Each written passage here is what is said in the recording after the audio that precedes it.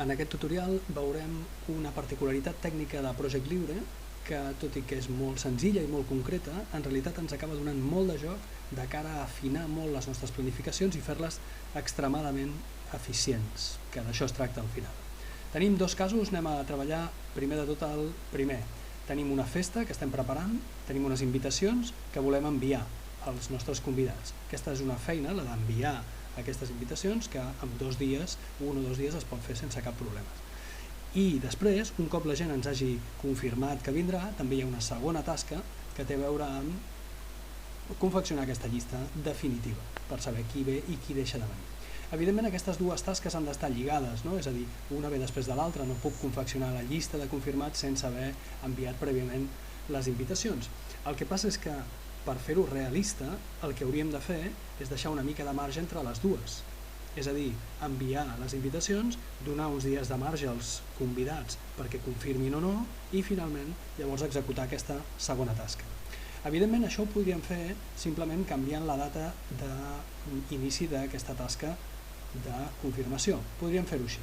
Però si us fixeu en aquesta icona que apareix aquí a l'esquerra, aquesta és una icona que ens marca Project Libre per dir-nos que aquesta tasca l'hem col·locada nosaltres en el calendari a mà.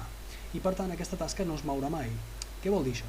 Què vol dir en concret quan hi ha canvis, bàsicament? Doncs vol dir que si al final resulta que la tasca d'enviar invitacions de la festa no la faig en 2 dies, sinó que la faig en 4 dies, fixeu-vos com al recalcular aquest espai que hi havia ja no és el mateix, s'ha escurçat i per tant hauria de recordar de moure una altra vegada aquesta tasca més endavant per ajustar-me una altra vegada. Per tant, com veieu, aquesta no és la solució més interessant. La solució més interessant passa per modificar aquestes predecessores, aquests lligams que hi ha entre les tasques. Per fer-ho, ens n'anirem a la segona tasca, confeccionar llista de confirmats, i li farem doble clic per aconseguir la informació de la tasca. I en aquesta informació de la tasca, que ja sabeu que hi ha diverses pestanyes, una d'elles parla de les predecessores. Si accedim, evidentment descobrirem la tasca predecessora, que és l'enviament de les invitacions. Hi ha diverses columnes, l'última de totes es diu justament retraso. I aquest retard és justament el temps que passa entre la finalització de la predecessora, enviar invitacions, i el començament de la tasca en la que estem, que és aquesta confecció de la llista. Així que aquesta és l'opció correcta i més adequada per buscar un espai entre dues tasques. Aquí li podem posar, per exemple, 5 dies de marge perquè la gent tingui temps de contestar i de confirmar si venen o no venen. Quan ho fem, fixeu-vos ara aquí com tenim una altra vegada aquest mateix espai que havíem aconseguit abans. Ara no ho hem mogut manualment, sinó que ho hem fet a través d'aquest retard i, per tant, guanyem una cosa interessant, i és que si ara hi ha canvis, com hem provat abans, i per comptes de 2 dies en necessito 4 per enviar les invitacions, fixeu-vos com en el mateix moment en què ho accepto, 1, 2, 3, tot queda perfectament arranjat i es manté sempre aquesta distància entre les dues tasques. Dit d'una altra manera, aquesta condició de separació d'una setmana, de 5 dies de retard que hem col·locat, es mantindrà sempre perquè el que dura 5 dies és justament la predecessora, aquest espai intermedi. Com veieu, aquesta columna de retraso el que ens permet fer és això, és separar dues tasques en el temps. Però també ho podem fer a la inversa. Fixeu-vos en aquest segon exemple que tenim aquí. Volem fer unes enquestes al carrer i quan s'acabi de fer les enquestes volem tabular el resultat d'aquestes enquestes i col·locar-les en un Excel i extreure'n conclusions. Evidentment, un cop més, aquestes dues tasques han d'anar lligades una darrere de l'altra, però en ares de l'eficiència, per intentar ser el màxim d'eficient possible i guanyar el màxim de temps que puguem al temps, el que podem fer és el següent. Al Pere se li acudeix que no li fan falta totes les enquestes que ha de fer l'Anna durant els 10 dies per començar a fer la seva feina. Dit d'una altra manera, aquesta tasca del Pere s'ha de fer després de les enquestes al carrer, però no cal que sigui des que s'acaba, pot ser abans. Podem solapar, diguem-ho així, aquestes dues tasques.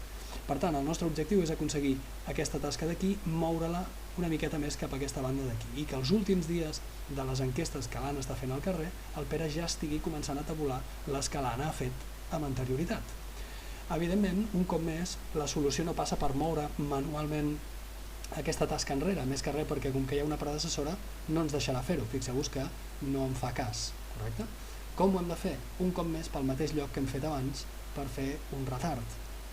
Doble clic sobre la tasca que es fa després, tabular enquestes, pestanya predecessora, i en la part de retraso ara el que ens interessa no és separar, sinó ajuntar, solapar.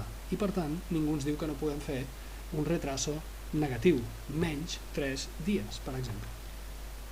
I quan ho fem, si acceptem, fixeu-vos el resultat, és justament el que buscàvem, que és que quan falten 3 dies per acabar la feina de l'Anna, l'Anna avisa el Pere i el Pere comença a tabular.